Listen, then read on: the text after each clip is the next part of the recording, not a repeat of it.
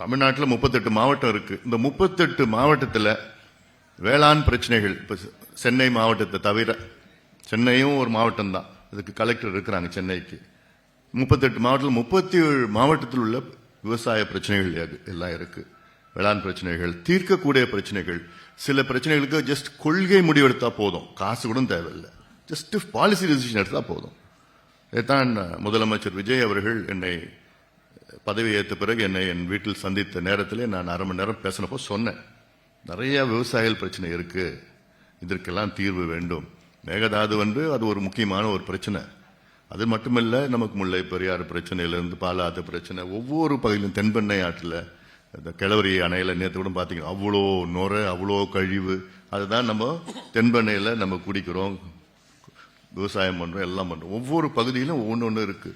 இப்போ விவசாயிகள் இன்னைக்கு எல்லாம் பார்த்தா கிணத்துல கொட்டுறாங்க, ஏரியில் கொட்டிட்டு இருக்காங்க, ரோட்ல கொட்டிட்டு இருக்காங்க.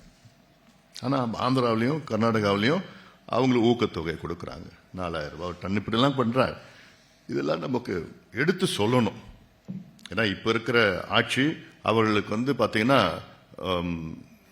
இப்பதான் புதுசாக வந்திருக்கிறாங்க, அவங்களுக்கு ஒரு இன்னும் கொஞ்சம் தெரிஞ்சுக்கணும், தெரியல. ஸோ நம்மலாம் கொஞ்சம் எல்லாம் சேர்ந்து பண்ணணும், ஒரு முயற்சியாக பண்ணணும்னு பார்க்கிறேன் நான்.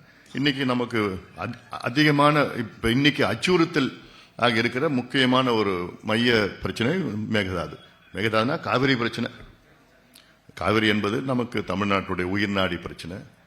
காவிரி என்பது நமக்கு 38 மாவட்டத்தில் 28 மாவட்டங்கள் தமிழ்நாட்டில் காவிரியை நம்பி இருக்கிறது.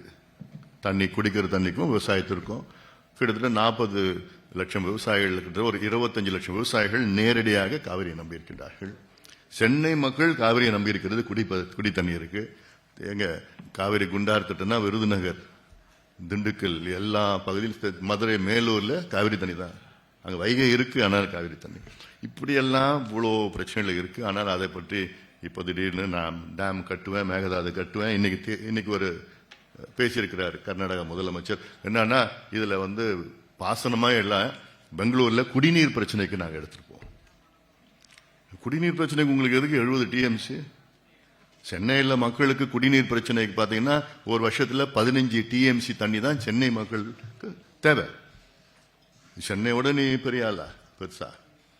ஏற்கனவே அங்கே குடிநீர் திட்டம்லாம் இருக்கு. ஆக சொல்றதுக்கு முரணான செய்திகள் சொல்லிட்டு இருக்கிறாங்க. அதனால அதை எப்படி நம்ம தடுத்து நிறுத்தலாம்?